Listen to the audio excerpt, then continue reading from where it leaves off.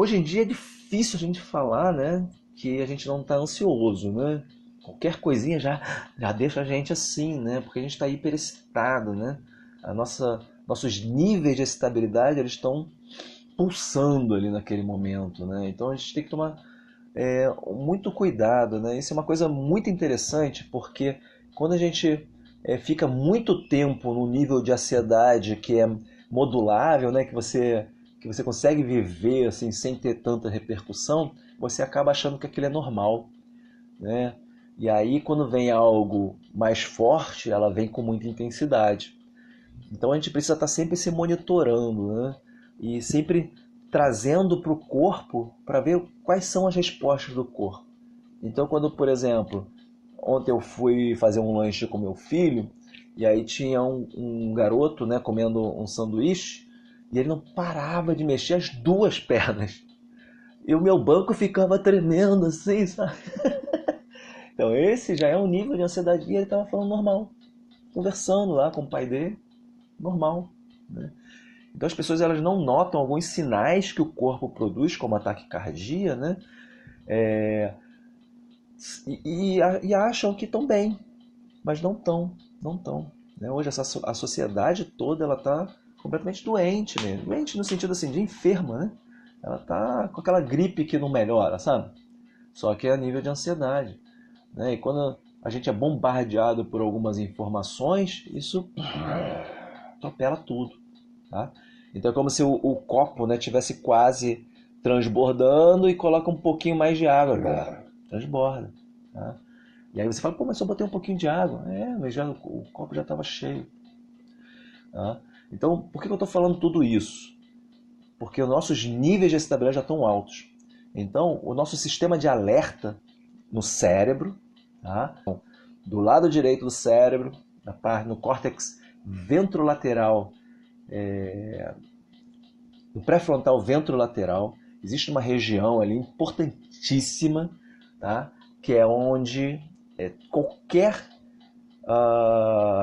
situação que aconteça te freia. Então você pode estar viajando na maionese, mas se você ouvir uma bomba, ele te trava, ele inibe todas as suas ações. Tá? É como se explodisse alguma coisa e você sua atenção ela crescesse naquela situação. Tá?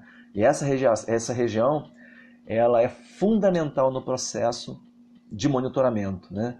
Quando algo te chama a atenção, o seu corpo já está atento àquilo. Então preste atenção nessas situações, tá? Então, se tudo aquilo te assusta, né, te deixa atento, assim, olha, não sei o quê, seus níveis de estabilidade já estão altos. E a estrutura do cérebro, né, que está relacionado a isso, é uma estrutura pequenininha, chamada amígdala. Não é a amígdala da garganta não, tá? É a amígdala cerebral. Né? E ela é uma estrutura responsável pela raiva, né? Por emoções de agitação. Tá? Então, pessoas que estão muito ansiosas, muito agitadas, né? Com muita energia, essa amígdala está grande, não desse tamanho, tá? Mas ela está aumentada. E os estudos mostram que a prática de mindfulness, não só mindfulness, mas meditações, yoga, todas aquelas práticas que baixam sua bola, que diminuem, né, seus níveis de reatividade, fazem com que ela diminua. E quando ela diminui, você melhora a sua qualidade atencional. Então você consegue, se vier uma bomba, você consegue prestar atenção, mas sem aquele impulso, né? Tá? Então, basicamente é esse o efeito, tá? Um efeito bem primitivo, tá? De sobrevivência, né? Onde o nosso cérebro ele simplesmente reage. Então a ansiedade ela não é racional, né? Ela é instintiva, tá? E ela é um efeito biológico de sobrevivência. Só que os nossos inimigos hoje, né? Eles são inimigos imaginários, na verdade, né? É um problema que ainda não aconteceu, né? É uma ruminação de uma pessoa que te magoou, mas que já foi embora. São essas coisas que trazem, né, essa sensação de perigo, né? E, na verdade, elas são só pensamentos. Então, quando você diminui seus processos reativos, isso faz com que você tenha muito mais controle sobre a situação. Então as pessoas estão muito ansiosas hoje porque elas estão muito agitadas, são multitarefas, então tem trocentos projetos e cada vez pega mais projetos e aí não tem como, né? O corpo não aguenta, né? Essa quantidade, tá? Davis está falando que tem muita relação com o mecanismo de luta ou fuga. Exatamente, Davis. Então a amígdala é um dos mecanismos, né, que vão exacerbar o efeito da luta e fuga. A luta e fuga ela também é uma resposta primitiva do corpo. Ela acontece ali mais ou menos na região ali do tronco cerebral, né? Não tem nem a ver com emoção, né? Ela é bem ali no tronco cerebral, tá? Ah, numa região lá bem específica, que não vem ao caso, mas ela é bem basal ali, né? Então ela é pá! Você nem se você pensar que isso vai acontecer, já aconteceu há muito tempo, tá? Ela não é racional. O cortisol, conseguimos baixar o nível de cortisol. Legal. Então, o cortisol é um hormônio, né, que é o hormônio do estresse, tá? Que ele é ativado por essa via, né? A amígdala está envolvida, mas basicamente existe uma via neural, né, que é chamada eixo HPA, né, o hipotalâmico, né, adrenal, e aí que é no sistema todo, no corpo todo, vai até ali na suprarrenal, lá embaixo, né, próximo, numa medula que tem ali em cima do rim, né, e aí aquilo ativa, tá? Só que isso é de forma aguda, tá? Então é quando você está em perigo iminente. Aí o cortisol libera junto com a adrenalina, né, para você conseguir resolver aquilo. Luta e fuga, beleza? Tá combinando, vocês estão comigo aí, tô gostando de ver, hein? Estão estudando bem. E o cortisol, ele a longo prazo, né? Ele traz efeitos deletérios para o corpo. E esse é um dos grandes males causados pela ansiedade, porque a ansiedade ela mantém os níveis de cortisol elevados. Só que esses níveis de cortisol eles aumentam e depois eles abaixam.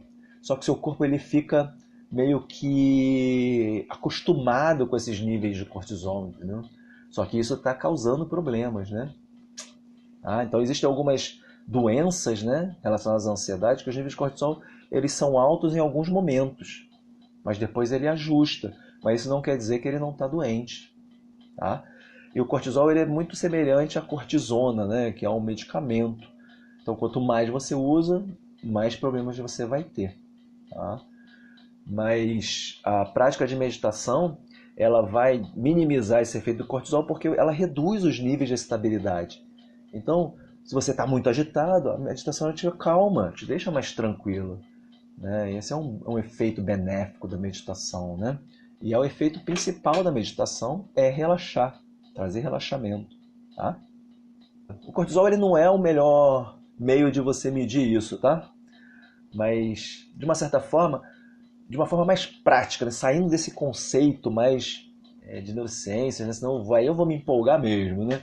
Mas saindo desse conceito da neurociência, a melhor forma de você modular os efeitos da ansiedade é sentir no corpo. Você tem que perceber no corpo qual a resposta que essa ansiedade está te trazendo. E aí você consegue tomar providências, né? Porque, por exemplo, aqui, ó, a Maria Baiana está falando que balança a perna quando está sentada. O balançar a perna quando está sentada, se você parar para pensar, não faz sentido, né? Por que você balança a perna quando está sentada, né? E às vezes você nem percebe que está balançando a perna. Isso é que é o mais interessante. Mas isso é sinal de que os níveis de estabilidade eles estão altos. E aí não é o cortisol e a adrenalina que vai estar atuando nesse momento. É um outro hormônio chamado noradrenalina, que ele é mais crônico. Ele tem um efeito mais crônico, ele está relacionado a essa agitação, está relacionado às tensões do corpo, tá? E aí sim, esse vai ser um grande problema, se você não se der conta. Por outro lado, tem um efeito benéfico, né, em relação às práticas, não só de meditação, mas nas práticas de mindfulness em geral. Eu gosto de usar o movimento, tá? E o movimento, ele regula os níveis de noradrenalina. Então, quando você está com aquela tensão no ombro, o que seu corpo, né, de forma inata, ele faz? Mexe, né? Faz assim, né? Isso realmente minimiza, né, os efeitos de noradrenalina. Olha só que interessante, tá? Então o corpo ele já está te ajudando ali, né? Ele tem isso já por natureza dele. São milhões de anos, né, de evolução. Então confie no seu corpo, tá? Lembra da frase que eu sempre falo? Confie no seu corpo, não confie no que você acha.